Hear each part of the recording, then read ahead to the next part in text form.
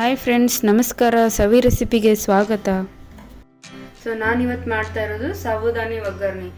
So ಇದನ್ನು ಯಾವ ರೀತಿ ಮಾಡೋದು, ಇದಕ್ಕೆ ಏನೇನು ಬೇಕು ಸಾಬುದಾನಿ ಒಗ್ಗರಣೆ ಮಾಡೋಕ್ಕೆ ಅಂತ ಇವಾಗ ಹೇಳ್ತೀನಿ ನೋಡ್ರಿ. ಯಾರೆಲ್ಲ ನಮ್ಮ ಚಾನಲನ್ನು ಹೊಸದಾಗಿ ನೋಡ್ತಿದ್ದೀರೋ ಅವರೆಲ್ಲ ಪ್ಲೀಸ್ ನಮ್ಮ ಚಾನಲನ್ನು ಸಬ್ಸ್ಕ್ರೈಬ್ ಮಾಡಿ. ಸೊ ಫಸ್ಟ್ ನಾನಿಲ್ಲಿ ಅರ್ಧ kg ಸಾಬುದಾನಿನ 3 ಅವರ್ ಮುಂಚೆನೆ 2 ಸಲ ನೀಟಾಗಿ ತೊಳೆದಿಟ್ಟು ನೆನೆ ಇಟ್ಟಿರೋದು ಇದು. ಸೊ ಅರ್ಧ kg ಇದೆ. ಸೊ ಇದಕ್ಕೆ 2 ದೊಡ್ಡ ಆಲೂಗಡ್ಡಿನ ಸಣ್ಣ ಸಣ್ಣದಾಗಿ ಕಟ್ ಮಾಡ್ಕೊಂಡಿದ್ದೀನಿ. ಇದಕ್ಕೆ 2 ಈರುಳ್ಳಿ ಮತ್ತು ಇದಕ್ಕೆ ಶೇಂಗಾ ಪುಡಿ ಬೇಕು, ಜುರ್ಜುರಿ ಆಗಿರೋದು, ಹಸಿಮೆಣಸಿಕಾಯಿ ಪೇಸ್ಟು, ಕರಿಬೇವು, ಕೊತ್ತಂಬರಿ, ಒಗ್ಗರಣೆಗೆ ಸಾಸಿವೆ, ಜೀರಿಗೆ, ರುಚಿಗೆ ತಕ್ಕಷ್ಟು ಉಪ್ಪು, ಸ್ವಲ್ಪ ಸಕ್ಕರೆ ಪುಡಿ.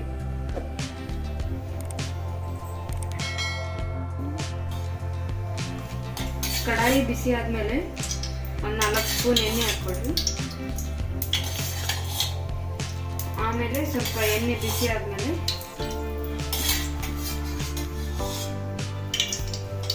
ಇದಕ್ಕೆ ಸಾಸಿವೆ, ಜೀರಿಗೆ ಎಣ್ಣೆ ಬಿಸಿ ಆದಮೇಲೆ ಹಾಕ್ಕೊಡ್ರಿ.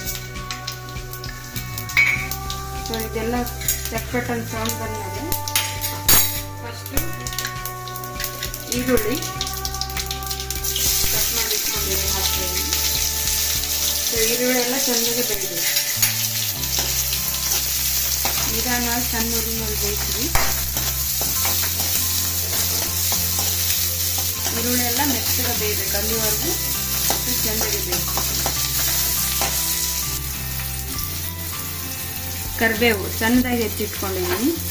ಸೊ ನಾನು ಯಾಕೆ ಸಣ್ಣದಾಗಿ ಹೆಚ್ಚಿಟ್ಕೊತೀನಿ ಅಂದರೆ ದೊಡ್ಡದಾಗಿ ಹಾಕಿದ್ರೆ ಎಲೆ ಎಲ್ಲ ತೆಗೆದು ಸೈಡ್ ಇಡ್ತಾರೆ.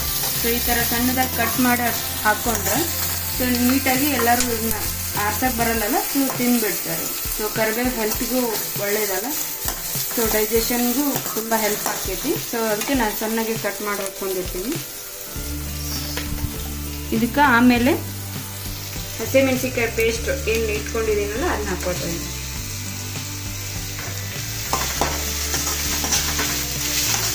ಎಲ್ಲ ನೀಟಾಗಿ ಚೆನ್ನಾಗಿ ಫ್ರೈ ಮಾಡಿ ಈ ಥರ. ಇವಾಗ ಪಿಂಕ್ ಸಾಲ್ಟ್ ಹಾಕ್ತಿದ್ದೀನಿ ರುಚಿಗೆ ತಕ್ಕಷ್ಟು.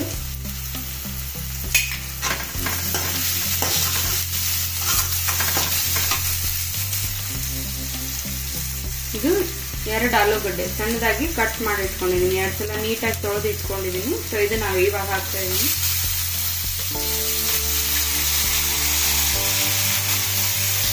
ಆಲೂಗಡ್ಡೆ ಎಲ್ಲ ಎಣ್ಣೆಲಿ ಚೆಂದಾಗಿ ಫ್ರೈ ಆಗಬೇಕು. ನಿಧಾನ ಉರಿ ಮ್ಯಾಗ ಇಟ್ಟು ಫ್ರೈ ಮಾಡಿರಿ ನೀಟಾಗಿ.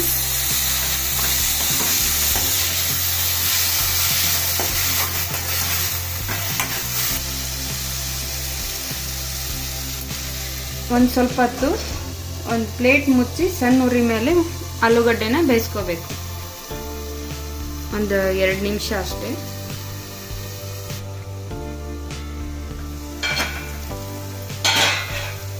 ನೋಡಿ ಇವಾಗ ಆಲೂಗಡ್ಡೆ ಎಲ್ಲ ನೀಟಾಗಿ ಫ್ರೈ ಆಗೈತಿ. ಇದಕ್ಕೆ ನೆನೆಸಿಟ್ಟಿರುವಂತ ಸಾಬುದಾನಿ ಹಾಕ್ತೀವಿ.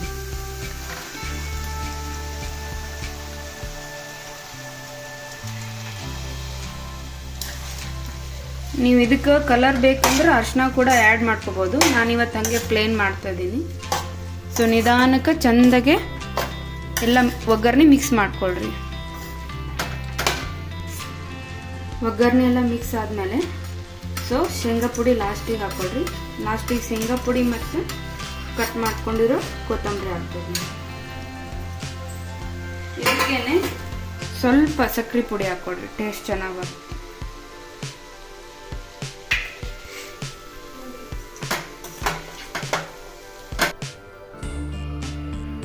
ನೋಡ್ರಿ ಫೈನಲ್ ಆಗಿ ಸಾಬುದಾನಿ ಒಗ್ಗರಣೆ ರೆಡಿ ಆಯಿತು.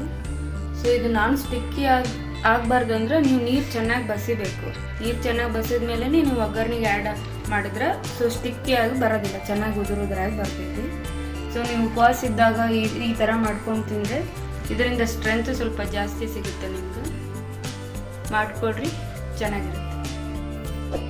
ಇನ್ನೂ ಹೆಚ್ಚಿನ ರೆಸಿಪಿಗಳಿಗಾಗಿ ನಮ್ಮ ಚಾನಲನ್ನು ಪ್ಲೀಸ್ ಸಬ್ಸ್ಕ್ರೈಬ್ ಮಾಡಿ ಮತ್ತು ಶೇರ್ ಮಾಡಿ. Thank you.